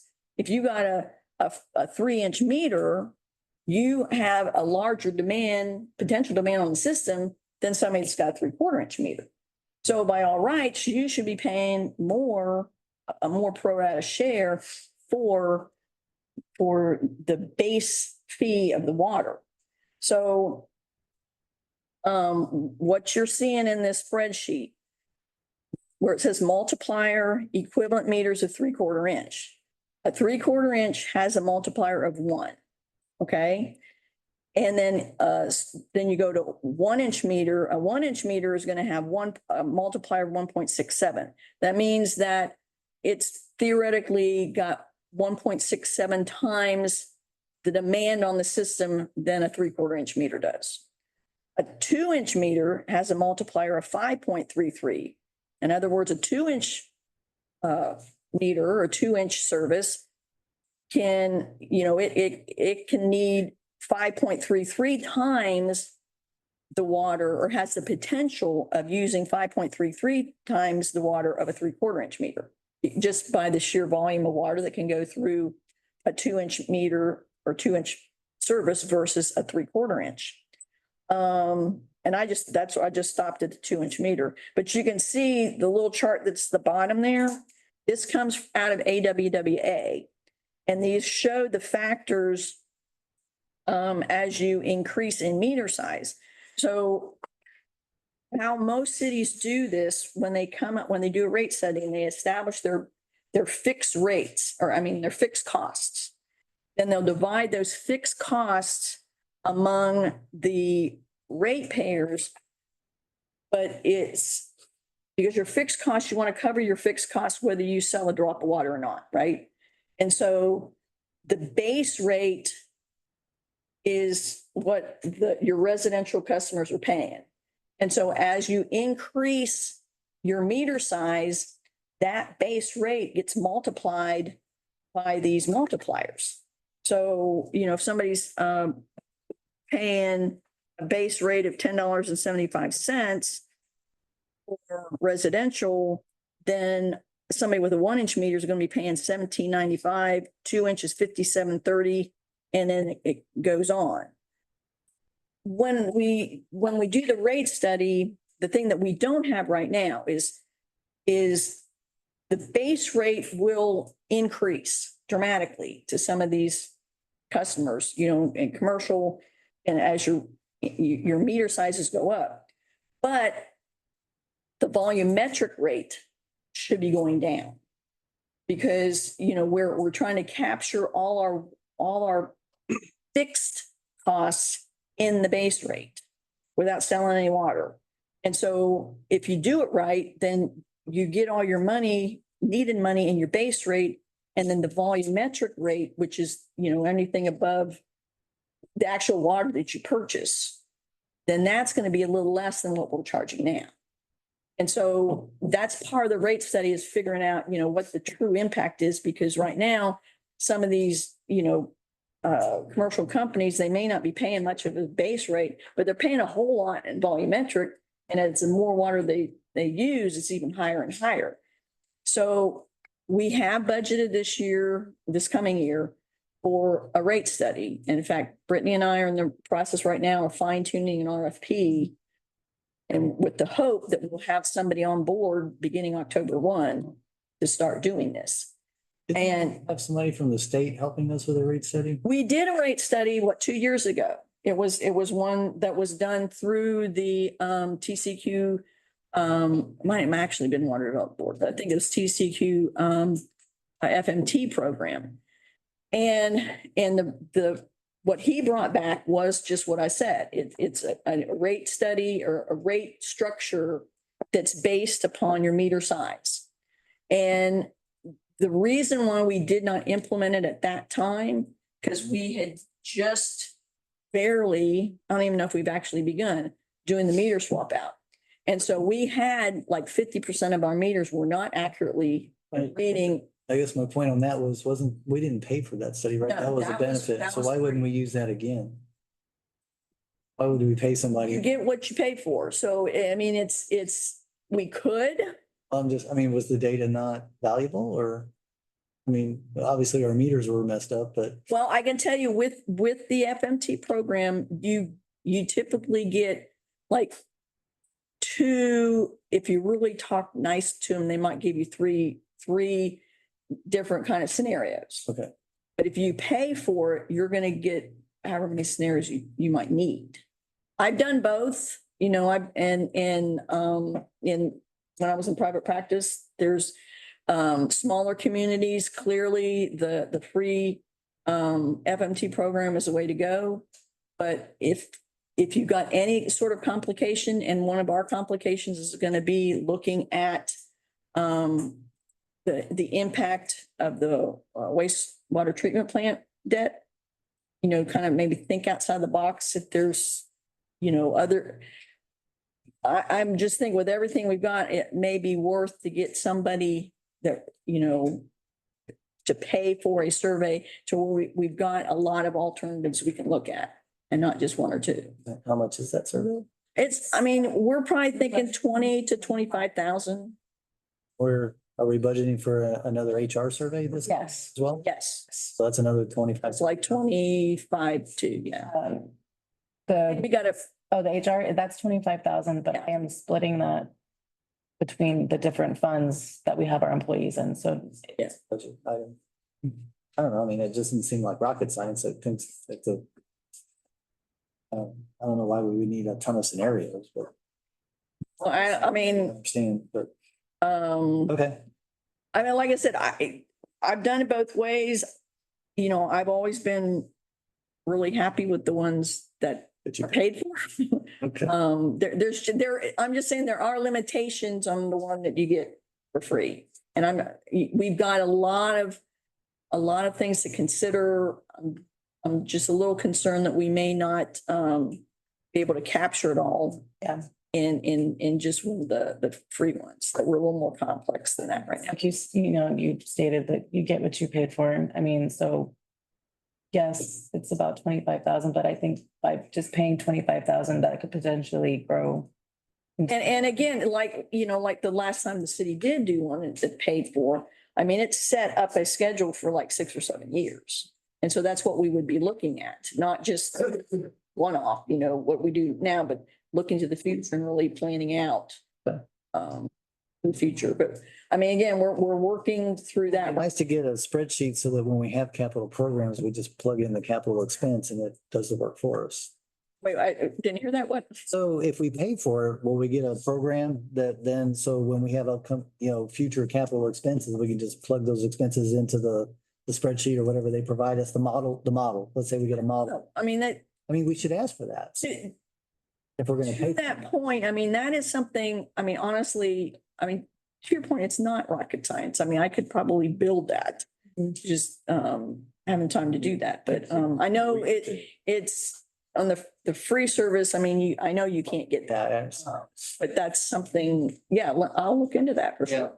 So for this, you're not recommending doing all these multipliers now or do that? No, I wanted to, because I know, there's been some conversation as far as what can we do to help the fixed income residential. But as you can see, I'm trying to point out that even though we do this, it's still not a huge impact because we're talking dollars, not big dollars, just because the lion's share of all our ratepayers are the 3/4 inch. So even, like in this scenario, we've got, I put 3 here. We can have this 1365, and this is just for the GVRA fee, which honestly, this one, in my opinion, this is perfect for this multiplier because you are putting more of a demand on the system. We've got to have this 4 million gallons a day more for somebody that's got a 2-inch meter. They're adding to that quantity more than somebody with a 3/4 inch meter by that, 5.33 factor. Anyway, but if everything was equally divided, it's $13.65. If I go through here and option C, where I don't worry about whether they're inside or outside a city, but just strictly go by the multiplier. So this one, yeah, instead of 1365, the residential is paying 11.15. So it's not a huge change. It's less than what they're paying right now. But then we've got 154 plus nearly 160 people that are paying $59.43 a month versus 1365. I mean, my preference would be not have to explain it this year and then explain it. 2 Yeah. years from now. So let's Right. just do the third, I mean, I would, and doing the 13, and then if we want to go to this model with the rate study, then And fine. then we. Because we're gonna be changing it. The same Yeah, time. because this will be a confusing heck to everybody. Right. And so, but I did put on the agenda, GBRA fee and water rates. Just so we could just bring this up too. I mean, Brittany and I have looked at, the budget and in public utility fund, we're basically breaking even with operations. But we're not generating enough revenue that we can clearly go out and do big improvements that we need to do. We used to have a depreciation line item and we took that out, and that was our money that allowed us to save up money. Well, and I mean, right now, if we had that, we couldn't fund it. I mean, we're breaking even with what we've got. Our operating revenues are balanced, but we're not breaking even, we have enough operating revenue. But we don't have enough capital projects. And if you remember last year, Because we also, Undyne came on board, there was clearly an increase, a defined increase, definite increase in what they were going to be charged versus GBRA. So we did increase the rates by that, equally splitting that amongst the ratepayers. Last year, there was an increase, plus we actually had another increase because the reconciliation showed we were short the first year. But we did not increase anything for that, with the theory being, now we've got the new meters in there, we should be more accurately reflecting water, so we're billing for more water, and that should, in theory, make up the difference. Quite honestly, I don't think it's as dramatic of a change as we were thinking it would be, but it is some. I mean, again, we're not sinking, we're holding our own. But what we're thinking is there's no need to jump out right now and try to consider a water rate increase without the benefit of a rate study. I think we're okay. We're gonna do a rate study, rather than do a because we want to have some increase backup. now and then have to do another one, I mean, Right. we just have to do. Because we know there's going to be one as a result of this rate study, regardless of how we do it. And Public Works paid back their loans to the general fund. That I have budgeted this, in this budget, I have 3/4 of it. yeah, How much? 3/4 of it. I had, It didn't have enough money to pay the whole thing back yet. We raised the rates to cancel that before. Well, we did. That's the problem, though. I mean, we did in fact raise the rates specifically for that. But I mean, I could budget to pay back the whole thing. I mean, I did have that in there as a figure. It just, paying the whole thing back would put the public utility fund and I think when you did that, there wasn't enough to do. there wasn't enough Tapping. any capital projects out. So that was the deal. We couldn't do, So to be able to accomplish at least some, but those are things we can talk about at the budget workshop, Yes. We increase a little each year versus no increase and then a big increase in 1 year. Well, I think it's gonna be a bigger increase no matter what to deal with the wastewater treatment plant, but I mean, to your point, I mean, that was a defined amount that we did increase to be paid back in 1 year, right? And we didn't make it. I mean, there were other expenses that came in and we were only able to, in partial, be able to pay it back. I mean, I still think that the public utility fund can pay the whole thing back this year. The only CIP that would be available would be just the one that we have budgeted right now. I mean, but I do conceivably think that it could pay it back all this year and be okay. But we'll look at that again closer before the 19th, before the budget workshop. And we were hoping, I mean, we basically had the budget ready, the draft budget ready. Yep. Except we don't have what we need from the appraisal district yet. So I'm not gonna give you guys something and then say, well, give it back tomorrow or next day, because we're making some assumptions. So I have the whole book ready, proposed and everything. I'm just waiting on the text. So hopefully that, I think Thursday? yeah.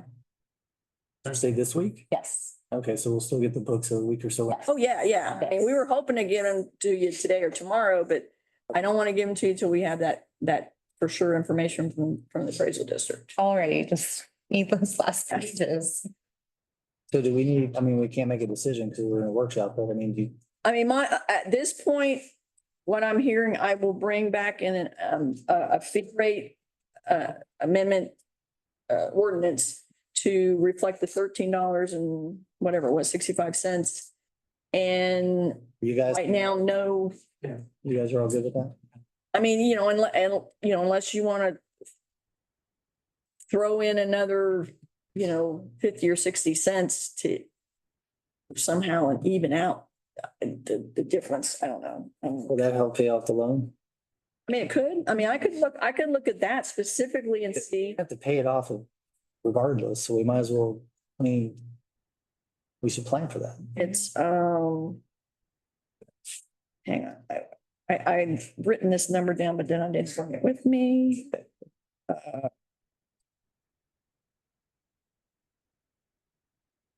Get in under better, go back better. No. We're, what, right now, we're at, was it 11? 11:46. Yeah, what's that difference? That's what I was looking for. 11:46 29 cents, I think. minus, Can't do that. See that in your head? yeah, 219. So if we wanted to, round that up to 60, I think I did some quick calcs. Well, if we did that, we can't technically call it the GBRA fee. Well, okay, let me back. No, it would not. No. But, well, let me mention this. I mean, I did do the calculation. And this is a fixed number too, between Undine's budget that they're proposing for next year and the budget from last year. Okay, There's monthly, we'll be owing them $32,969 more a month. In order to capture that revenue, though, that would require the residential to go up like $7. that's not a GBRA fee. And it's not a GBRA fee, but again, in theory, We not capture that.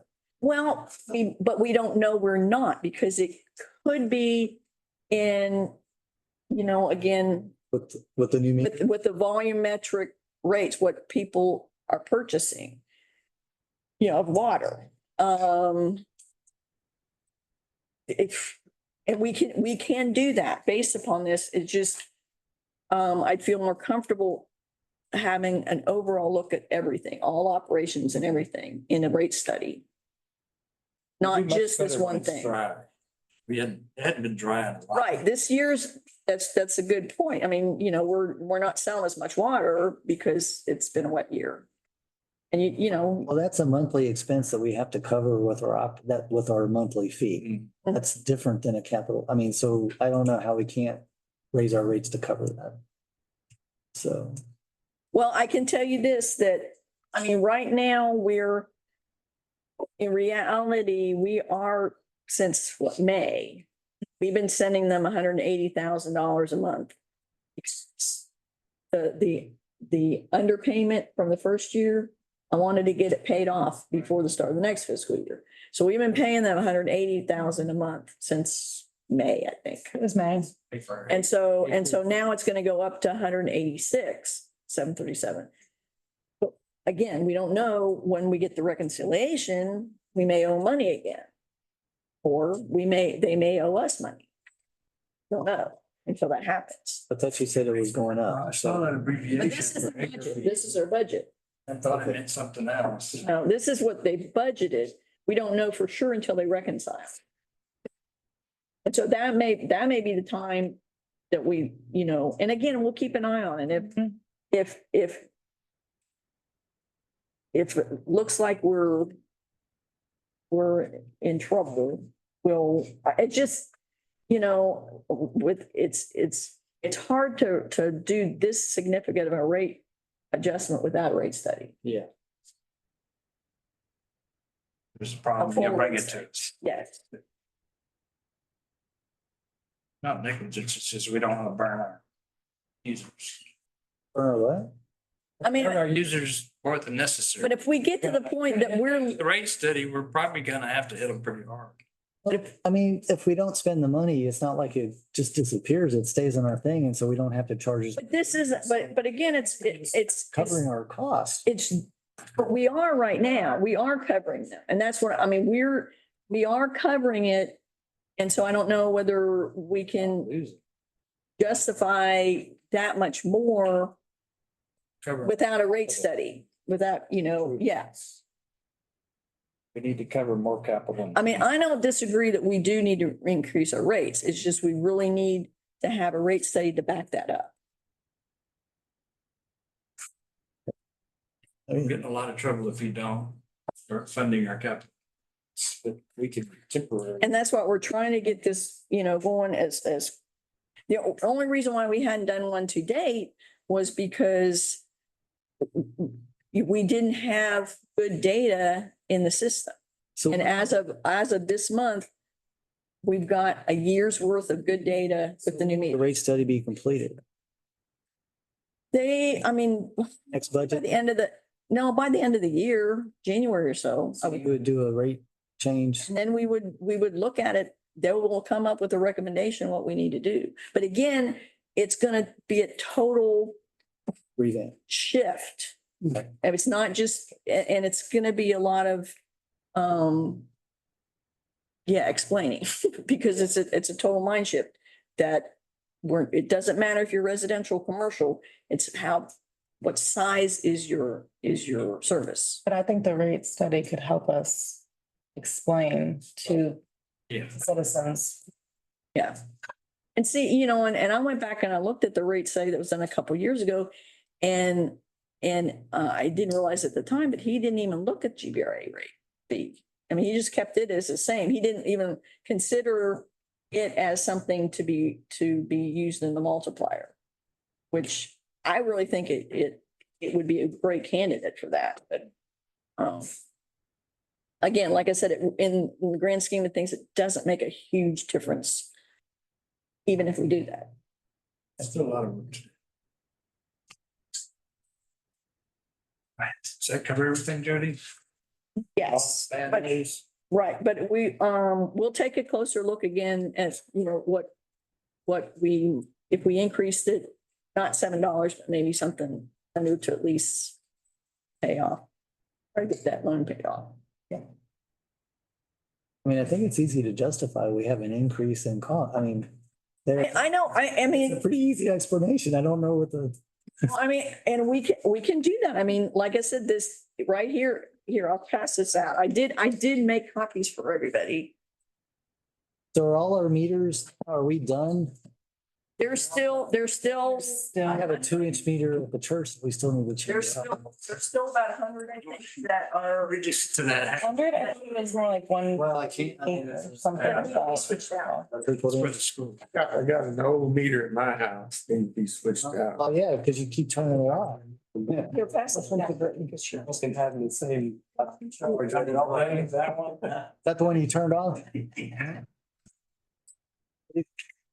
They don't want to give you a new meter.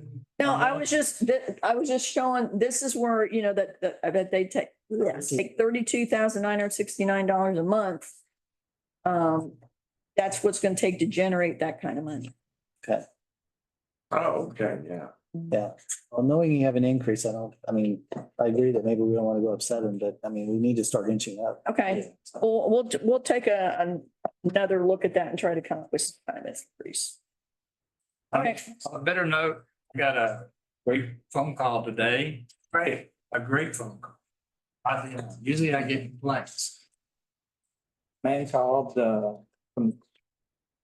He works in the city of Pflugerville, just a contract agent. City both sides of Victoria. He's looking for a place to retire, so he's touring all the coastal towns. Port Lavaca was the last one he toured.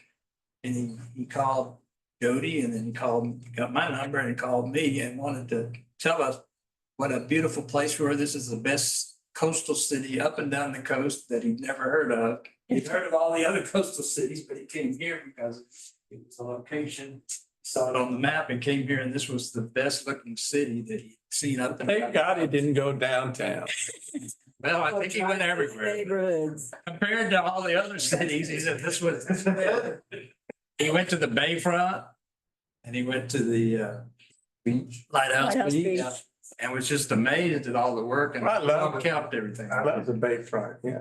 Yeah, he said this is the best looking city he's been to, and he had a lot of compliments for Jody. Downtown, that's great. And he's from another worker Yeah, from another well, city Pflugerville's a looking nice for a little place city. to retire, and Yeah. he's definitely choosing Letting it out. our area. Oh, good. Yeah, it's good.